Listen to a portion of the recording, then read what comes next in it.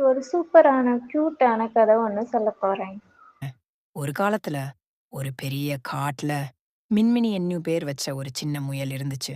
அது ரொம்ப கியூட். எப்பவும் துள்ளி துள்ளி எல்லாருக்கும் ஹெல்ப் பண்ணிடுவோம். ஒரு நாள் மின்மினி குளத்துக்கு போயிருந்தப்போ அங்க ஒரு சின்ன முதலை அழுதுகிட்டு இருந்துச்சு. மின்மினி அத பார்த்துட்டு கேட்டுச்சு. ஏனா என்னாச்சு? ஏன் அழுற?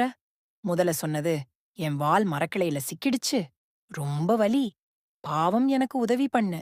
மின்மினி கஷ்டப்பட்டாலும் தைரியமா கிளைய தூக்கி அந்த சின்ன முதலைய வெளியே எடுத்து விட்டுச்சு. முதலை சந்தோஷமா சொன்னது, நன்றிடா மின்மினி, இனிமே நீ என் பெஸ்ட் ஃப்ரெண்ட். அந்த நாள் முதல் முயலும் முதலையும் 2 பேரும் டெய்லி சந்தோஷமா விளையாட ஆரம்பிச்சாங்க. ஒரு நாள் குளத்துக்கு பெரிய பாம்பு வந்துச்சு.